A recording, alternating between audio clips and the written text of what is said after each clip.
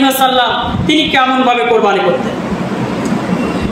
আপনার নবী আমার নবী জনাব মুহাম্মদুর রাসূলুল্লাহ সাল্লাল্লাহু আলাইহি ওয়াসাল্লাম তিনি তার জীবদ্দশায় একটা বছরও তিনি কুরবানি পরিত্যাগ করেননি। তার সাহাবারা তারা কিন্তু কুরবানি পরিত্যাগ করতেন না।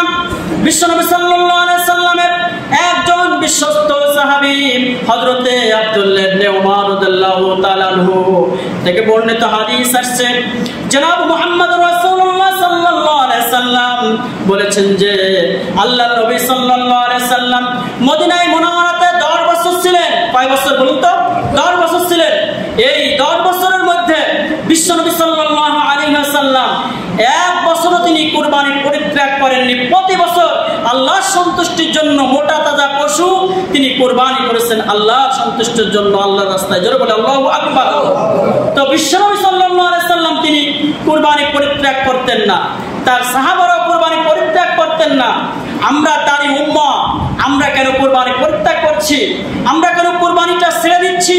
আমাদের উপর আল্লাহ তাআলা কুরবানি যাদের ওয়াজিব করেছেন তাদেরকে মাস্ট পেটা করতেই হবে। এটা না করলে তো আপনি গুনাহগার হয়ে যাবেন। আর যেভাবে রাসূল সাল্লাল্লাহু আলাইহি ওয়াসাল্লাম বলেছেন যে ফালা ইয়াকরাবান্না মুসাল্লানা, যার উপর সম্পদ রয়েছে আল্লাহ তাআলা সম্পদশালী করেছে, যে নিসাব পরিমাণ সম্পদের মালিক হয়েছে, সে যদি কুরবানি না করে সে যেন মুসাল্লায় না আসে, সে যেন ঈদগাহ ঈদের নামাজ পড়তে না আসে, তার ব্যাপারে কড়া হুঁশিয়ারি দিয়েছেন বিশ্বনবী সাল্লাল্লাহু আলাইহি ওয়াসাল্লাম। তো এজন্য একটু সতর্ক হন ভাই, এখনো সময় আছে। আজকে হচ্ছে শুক্রবার, শনি রবি 2 দিন সময় আছে। আজকে চলে যান। সম্পদশালী আল্লাহ তাআলা যাদেরকে করেছেন সম্পদ দিয়ে কি করবেন? এই সম্পদ কাল কিয়ামতের ময়দানে আনা কানজুক আনা মালুক বড় বীরদার সাপে পরিণত হবে। আপনি আল্লাহর রাস্তায় যাকাত না দিলে, কুরবানি না করলে এই সম্পদ তো আপনার বীরদার সাপে রূপান্তরিত হবে। কিয়ামতের ময়দানে আপনাকে সবল করবে, আপনাকে দংশন করবে, আপনাকে কবরে শাস্তি দেওয়া হবে। এত শাস্তির কথা বলার পরেও, কোরআন হাদিস থেকে ডিটেলস আপনাদেরকে দলিল শোনানোর পরেও যাদেরকে আল্লাহ তাআলা সম্পদশালী করেছেন তারা যদি আপনারা কুরবানি না করেন তারাই ধরাশায়ী হয়ে যাবেন। বিশ্বনবী সাল্লাল্লাহু আলাইহি সাল্লামকে আল্লাহ তাআলা বলেছিলেন যে হে রাসূল, আপনাকে তো আমি দারোগা করে পাঠাই না। তো এই পৃথিবীতে আমরা যারা নবীদের ওয়ারিস রয়েছে আমরা কিন্তু দারোগা না যে পিটায়া পিটায়া যে কোন ব্যক্তি ধনাঢ্যশালী আছে কার উপর কুরবানি ওয়াজিব, না কুরবানি দিলে 5 সাল থাকবে না, পিটায়া পিটায়া কুরবানি। যদি এই সিস্টেমটা চালু থাকতো তাহলে তো অবশ্যই সবাই কুরবানি দিত কিনা বলুন তো। কিন্তু আমরা তো দারোগা না, আমরা মাত্র সতর্ককারী। বিশ্বনবী সাল্লাল্লাহু আলাইহি ওয়াসাল্লাম যেমন সতর্ক করেছেন তার উম্মতের জন্য সতর্ক, সাহাবাদেরকে সতর্ক করেছেন, আমরাও আপনাদেরকে সতর্ক করছি। সাবধান হন ভাই, সাবধান হন। আপনাকে আল্লাহ তাআলা সম্পদ দিয়েছেন, সম্পদটা আল্লাহর রাস্তায় কুরবানি করে আপনার সম্পদটা আপনি পবিত্র করুন।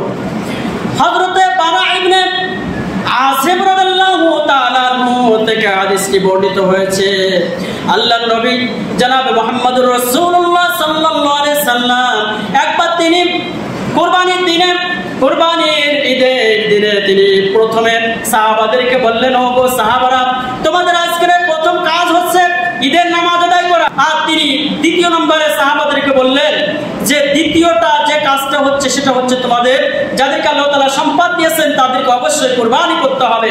আর এছাড়া যদি কুরবানি করার আগে, নামাজ পড়ার আগে যদি কেউ কুরবানির পশু জবাই করে, বারা ইবনে আযিব থেকে হাদিসটা বর্ণনা করা হয়েছে, কুরবানির ঈদের আগে সকালবেলা আমাদের সমাজে অনেক জায়গায় গরু জবাই হয় কিনা কথা বলতে হবে, হয় কিনা?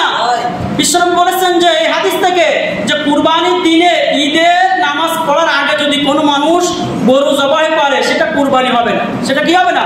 কুরবানি হবে না। সাধারণভাবে মানুষ যেভাবে গরু জবাই করে ওইভাবে হবে, কুরবানি সব হবে না। কুরবানি করতে গেলে কুরবানির নামাজ আগে পড়তে হবে, এরপরে দ্বিতীয় নাম্বার যে কাজটা হচ্ছে সেটা হচ্ছে পশু জবাই করতে হবে। নামাজ পড়ার আগে আপনি 10টা গরু কুরবানি করে দিলেন, হবে? হবে না। এজন্য এই হাদিসটা একেবারে বলা হয়েছে যে ব্যক্তি পশু জবাই করলো অর্থাৎ ঈদের নামাজ পড়ার আগে তার কুরবানি হবে। আমাদের মা হযরতে মা আয়েশা সিদ্দিকা রাদিয়াল্লাহু তাআলা আনহা তিনি আরেকটা হাদিস বর্ণনা করেছেন।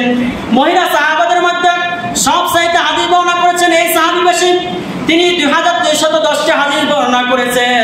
আমাদের মা উম্মাহাতুল মুমিনিন হযরত আয়েশা সিদ্দিকা রাদিয়াল্লাহু তাআলা আনহা তিনি বলেছেন যে যে ব্যক্তি কুরবানি দিল, কুরবানির পশু জবাই করলো, কুরবানি কোরবানির পশুর শিং খুর এই কিয়ামতের ময়দানে তার আমলনামায় মাপা হবে। জোরে বলি সুবহানাল্লাহ।